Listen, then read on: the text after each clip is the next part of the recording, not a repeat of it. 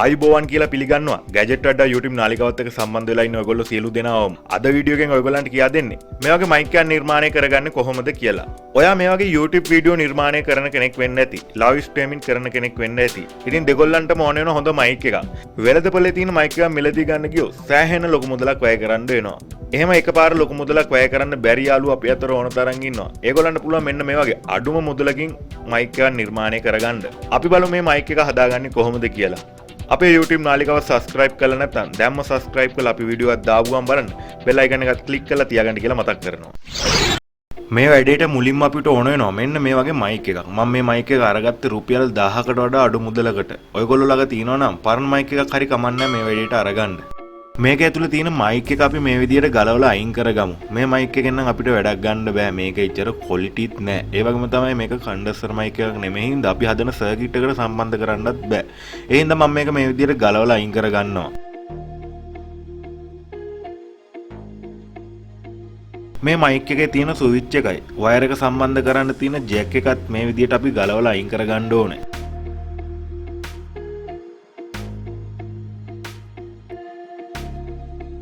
මේ වගේ මයික් එකක් අපි අතර ගත්තාම ඔරිජිනල් මයික් එකේ වගේම වේට් එකක් අපි අතට දැනෙනවා.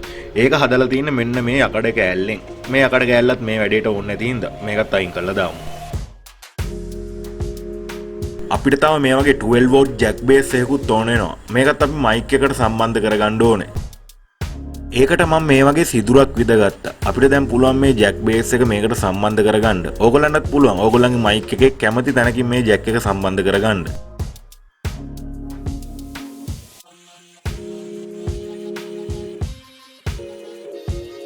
අපි දැන් බලමු මේකේ සර්කිට් එක හදාගන්නේ කොහොමද කියලා. මුලින්ම මයික් එක ඇතුළට සම්බන්ධ කරගන්න පුළුවන් ප්‍රමාණය ඩොට් බෝඩ් කෑල්ලක් මේ විදිහට අරගන්න ඕනේ. කන්ඩෙන්සර් මයික් එකකුත් මේ වැඩේට ඕන වෙනවා. ඔයගොල්ලෝ ළඟ තියෙන හෙඩ්සෙට් එකේ තියෙන මයික් එක මෙන්න මේ වගේ මයික් එකක් තියෙන්නේ. ඒකත් මේ වැඩේට අරගන්න පුළුවන්. නැත්තම් පරණ ෆෝන් එකක් ගත්තොත් මේ වගේ මයික් එකක් තියෙන්නේ. ඒකත් ඔයගොල්ලන්ට මේ වැඩේට අරගන්න පුළුවන්. කොහොම වුණත් අපිට කන්ඩෙන්සර් මයික් එකක් ඕන වෙනවා මේ වැඩේට. 474K කැපැසිටර් දෙකක් 220K රෙසිස්ටර් එකක් 2.2K රෙසිස්ටර් එකක් 10K රෙසිස්ටර් එකක් සහ 78.5 රෙගුලේටර් IC එකකුත් මේ වැඩේට ඕන වෙනවා. ඒ විතරක් නෙමෙයි C18.15 ට්‍රාන්සිස්ටර් එකකුත් මේ වැඩේට අපිට ඕන වෙනවා. මුලින්ම ඔයගොල්ලන්ට සර්කිට් එකේ රූප සටහනක් මම මේ විදිහට ඇඳලා පෙන්නන්න. එතකොට ඔයගොල්ලන්ට ගොඩක් ලේසි වෙයි මේ සර්කිට් එක හදාගන්න. C18.15 ට්‍රාන්සිස්ටර් එකේ කලෙක්ටර් පින් එකටයි බේස් පින් එකටයි මේ විදිහට 220K රෙසිස්ටර් එකක් අපි මුලින්ම සම්බන්ධ කරගන්න ඕනේ.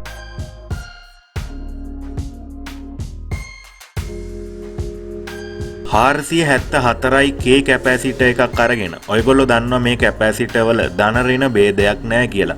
මේ කැපැසිටර් එකේ එක පින් එකක් ට්‍රාන්සිස්ටර් එකේ බේස් පින් එකට මේ විදිහට අපි සම්බන්ධ කරගන්න ඕනේ.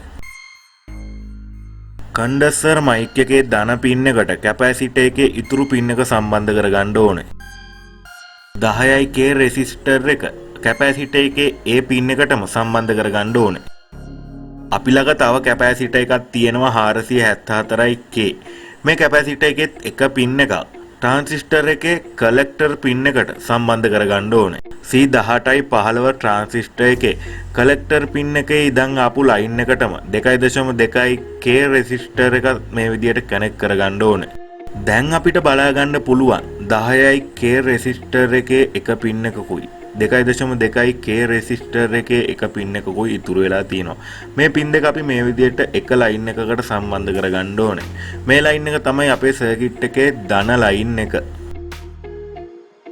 මෙතන තියෙන කැපැසිටර් එකේ තව පින් එකක් ඉතුරු වෙලා තියෙනවා. මේ පින් එක තමයි සර්කිට් එකේ අවුට්පුට් ලයින් එක. මේකේ ඉඳන් වයර් එකක් අපි සම්බන්ධ කරගන්න ඕනේ අපේ ලැප්ටොප් එකේ නැත්නම් PC එකේ මයික් ඉන්පුට් ලයින් එකට. මේ සර්කිට් එකේ අවුට්පුට් එකට ග්‍රවුන්ඩ් ලයින් එකක් නැහැනේ. මම මේ ලයින් එක මේ විදිහට ඇඳ ගන්නවා. මේ ලයින් එකටම 18.15 ට්‍රාන්සිස්ටර් එකේ එමීටර් පින් එකයි මයික් එකේ ග්‍රවුන්ඩ් පින් එකයි සම්බන්ධ වෙන්න ඕනේ. මෙන්න මේ විදිහට තමයි සර්කිට් එකේ කොම්පොනන්ට්ස් ටික සම්බන්ධ වෙන්නේ. මේ විදිහට හැදුවට පස්සේ ඔයගොල්ලන්ට මේකට දෙන්න පුළුවන් 5 වෝල්ට් වෝල්ටේජ් එකක්. එතකොට මේ සර්කිට් එක වැඩ කරනවා. හැබැයි අපිට ඕන කියමු මේකට 12 වෝල්ට් ලයින් එකක් දෙන්න. අන්න එතකොට අපිට ඕන වෙනවා 78.5 කියන රෙගුලේටර් IC එක මේකට සම්බන්ධ කරන්න. අපි දැන් බලමු මේක සම්බන්ධ කරගන්නේ කොහොමද කියලා. 78.5 IC එකේ පළවෙනි පින් එක තමයි 12 වෝල්ට් ධන ලයින් එක. මේ IC එකේ මැද පින් එක නැත්නම් දෙවෙනි පින් එක තමයි 12 වෝල්ට් ඍණ ලයින් එක ලබා දෙන්න ඕන පින් එක. දැන් සර්කිට් එකේ ඍණ ලයින් එක IC එකේ ඍණ ලයින් එකට මේ විදිහට සම්බන්ධ කරගන්න ඕනේ. 78.5 වෝල්ටේජ් රෙගුලේටර් IC එකේ තුන්වන පින් එකේ ඉඳලා සර්කිට් එකේ ධන පින් එකට මේ විදිහට ලයින් එකක් සම්බන්ධ කරගන්න ඕනේ. ඔන්න දැන් අපි රූප සටහන නම් ඇඳගෙන ඉවරයි. දැන් අපි බලමු මේ රූප සටහනේ තියෙන විදිහට මේ සර්කිට් එක වැඩ කරනවද කියලා. පාල ඩිස්ක්‍රිප්ෂන් එකේ ලින්ක් එකක් දාලා තියෙනවා මේ රූප සටහන ඩවුන්ලෝඩ් කරගන්න පුළුවන් වෙන්න.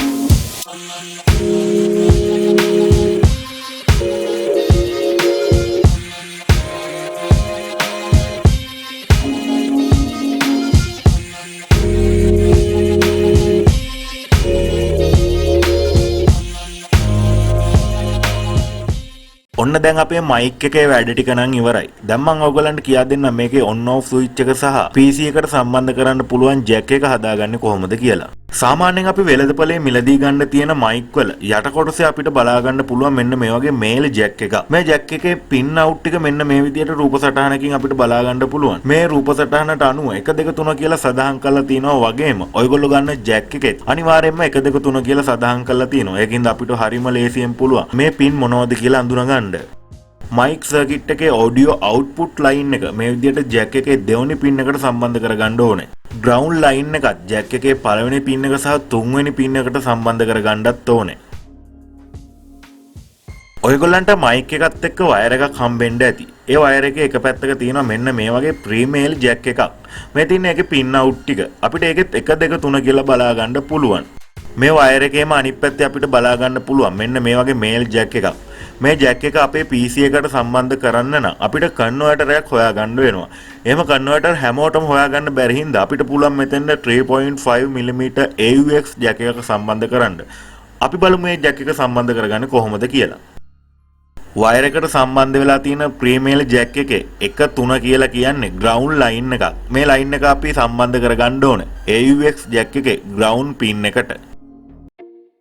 AUX ජැක් එකේ පළවෙනි පින් එකයි දෙවෙනි පින් එකයි නැත්නම් left right පින් දෙක මේ විදිහට එක ලයින් එකකට සම්බන්ධ කරලා ප්‍රීමේල් ජැක් එකේ දෙවෙනි පින් එකට සම්බන්ධ කරගන්න ඕනේ.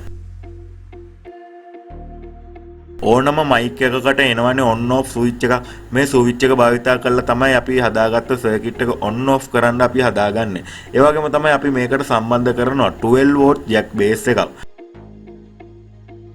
රූප සටහනෙන් කියා දුන්න විදියටම මයික් එක PC එකට කනෙක්ට් කරගන්න පුළුවන් විදිය වයර් එකක් මම දැන් මේ විදියට හදාගන්නවා.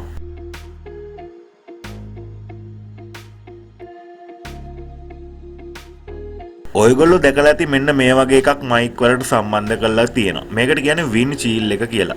මේකෙන් කරන්නේ අපේ අවට තියෙන හුලන් සද්දේ රෙකෝඩින් එකට එන එක නවත්වන එක. මේකක් සාමාන්‍යයෙන් වෙළඳපොලේ රුපියල් 200කට වඩා අඩු මුදලක් වෙන්නේ. ඉතින් අපිට පුළුවන් මෙන්න මේ විදියට මේ මයික් එකට මේක සම්බන්ධ කරගන්න. ඔන්න දැන් අපි මයික් එක නම් හදාගෙන ඉවරයි. පේනවනේ සාමාන්‍ය ස්ටුඩියෝ මයික් එකක් වගේ හොඳ ක්වොලිටි එකකට මේ මයික් එක අපිට දැන් තියෙනවා. දැන් අපි බලමු මේකට ලෝ බජට් ස්ටෑන්ඩ් එකක් හදාගන්නේ කොහොමද කියලා. මේකට මම හොයාගත්ත මෙන්න මේ වගේ ට්‍රයිපෝඩ් එකක්. ඔයගොල්ලෝ හිතන්නේ මේක කීයක් විතර ඇති කියලාද?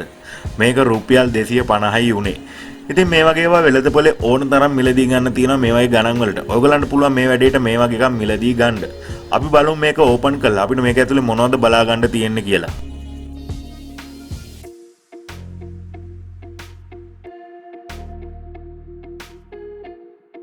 මේක ඇතුලේ අපිට බලා ගන්න පුළුවන් මෙන්න මේ ස්ටෑන්ඩ් එකයි ෆෝන් හෝල්ඩර් එකයි. ෆෝන් හෝල්ඩර් එක නම් අපි අයින් කරමු. මේ වැඩේට උමනාවක් වෙන්නේ නැති හින්දා. මේ ස්ටෑන්ඩ් එක උඩ අපිට බලා ගන්න පුළුවන් මෙන්න මේ වගේ රවුමක් තියෙනවා. මේ රවුම අපි ගලවලා අරගමු. ඕගොල්ලන්ට පේනවද මෙන්න මේ රවුම? මෙන්න මේ රවුම විතරයි මේ ස්ටෑන්ඩ් එකට එන්නේ. මේකේ උඩ කොටස මම මේකට අලවගත් එකක්.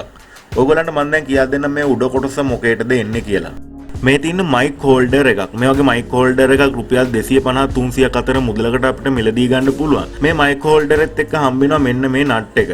මේ නට් එක තමයි කලින් ට්‍රයිපෝඩ් එකේ තිබ්බ රවුමට තියලා මම අලවගෙන තියෙන්නේ. දැන් අපිට පුළුවන් මේ ට්‍රයිපෝඩ් එක උඩට මයික් හෝල්ඩර් එක සම්බන්ධ කරගන්න මෙන්න මේ විදියට.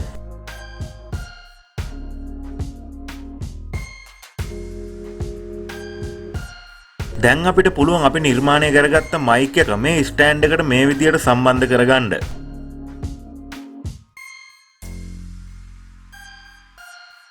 ඔයගොල්ලෝ කැමති නම් පුළුවන් මෙන්න මේ වගේ පොප් ෂීල්ඩ් එකක් මේකට එකතු කරගන්න. මේ වගේ එකක් වෙළඳපොලේ රුපියල් 1200ක් 1500ක් අතර මුදලකට මිලදී ගන්න පුළුවන්. මයික් එකකට මේ වගේ පොප් ෂීල්ඩ් එකක් සම්බන්ධ කරගන්නේ ඇයි? සාමාන්‍යයෙන් අපි ෆෝන් එකකින් ගත්ත වොයිස් රෙකෝඩින් එකක් අහලා බැලුවොත් ඒකේ තියෙන වචනවල අන්තිමට පොඩි පොඩි ශබ්ද බද්ද වගේක් එනවා. අන් ඒ ශබ්ද බද්ද ටික නැති කරගන්න තමයි මේ වගේ පොප් ෂීල්ඩ් එකක් අපි මයික් එකකට සම්බන්ධ කරගන්නේ. අපි ඒකින්ද අපේ මයික් එකට මේ පොප් ෂීල්ඩ් එක සම්බන්ධ කරගමු. මේ පොප් ෆිල්ටර් එක නැත්නම් පොප් ෂීල්ඩ් එක නිර්මාණය කරලා තියෙන්නේ ඕනම මයික් ස්ටෑන්ඩ් එකකට සම්බන්ධ කරන්න පුළුවන් විදියට. ඉතින් ඒකින්ද ඔයගොල්ලන්ට පුළුවන් ඔයගොල්ලෝ කැමති තැනකින් මේ පොප් ෂීල්ඩ් එක සම්බන්ධ කරගන්න. ඔන්න දැන් අපේ මයික් එකේ වැඩ කටයුතු ටික නම් ඉවරයි. දැන් මම මේකට 12 වෝල්ට් පවර් සප්ලයි එකකින් 12 වෝල්ට් ලයින් එකක් මේ විදියට සම්බන්ධ කරගන්නවා. මයික් අවුට්පුට් ලයින් එකත් PC එකට සම්බන්ධ කරගන්නයි යන්නේ.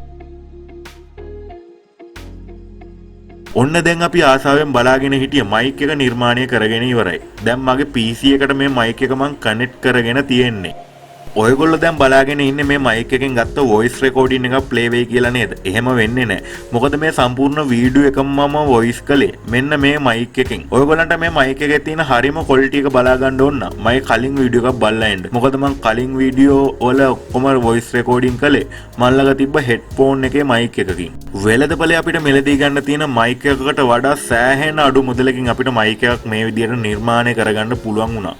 ඔයගොල්ලන්ටත් මේ වගේ මයික් එකක ඌමනාවක් තියෙනවා නම් අනිවාර්යයෙන්ම ගෙදරදීම මේක නිර්මාණය කරගන්න. දැන් අපිටත් පොඩි උදව්වක් ඔයගොල්ලෝ කරන්න ඕනේ. ඒ තමයි මේ වීඩියෝ එක ඔයගොල්ලන්ගේ යාළුවන්ටත් බලන්න අනිවාර්යයෙන්ම ෂෙයා කරන්න ඕනේ. ඒ වගේම තමයි අපේ YouTube නාලිකාව subscribe කරලා මේ වගේ වීඩියෝ එකක් අපි දාපු ගමන් බලන්න bell icon එකත් click කරලා තියාගන්න ඕනේ. ඉතින් තවත් මේ වගේ වීඩියෝ එකකින් හම්බ වෙනකම් ඔයගොල්ලන්ට සුබම සුබ දවසක්.